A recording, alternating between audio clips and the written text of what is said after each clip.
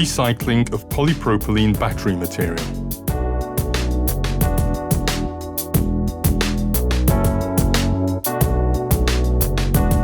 The recycling company receives the batteries from collection services.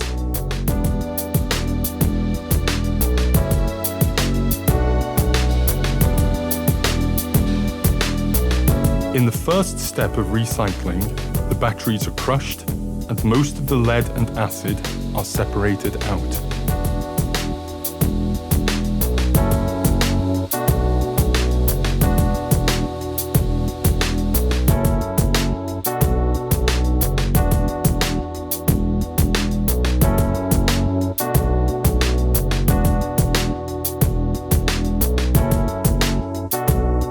The crushed material is then fed into the Neuer-Herbold buffer silo.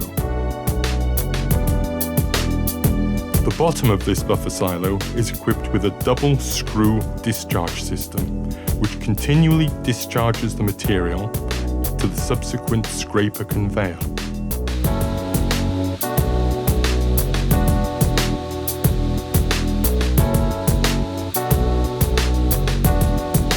The Neuer-Herbold scraper conveyor transports the material to the first separation unit.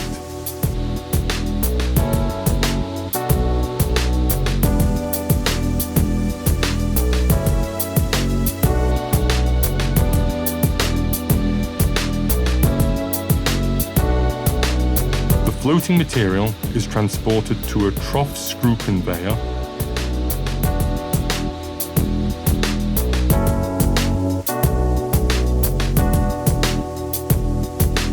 which it then transports to the feed hopper of the Neuer-Herbold wash granulator type SM800/1600.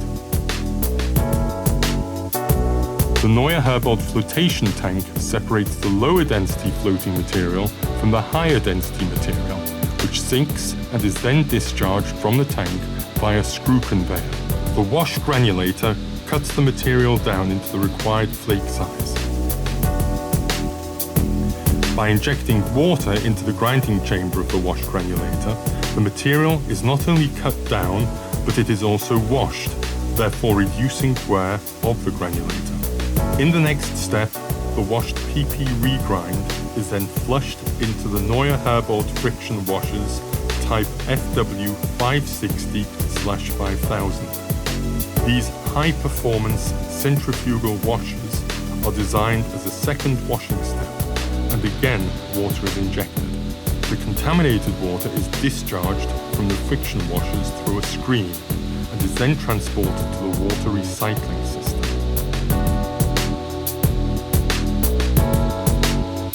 The PP regrind is then transported by trough screw conveyors to the second flotation tank for final separation of parts with density of more than 1 gram per cubic centimeter.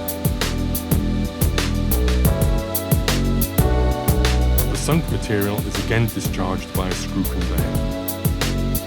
Next, the floating material, now clean PP flakes, is discharged into the Neuer-Herbold mechanical dryer type TM1006.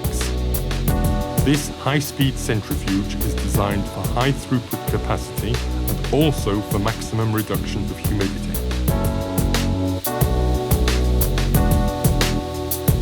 The dried and cleaned material is then pneumatically conveyed to the Neuer-Herbold counter-airflow Zig Zag shifter, where the finest and lightest particles are removed from the regrind. At the end of the line, the resulting material is dry, clean, and free of the finest particles. The line is designed for an average capacity of 2.5 tons per hour.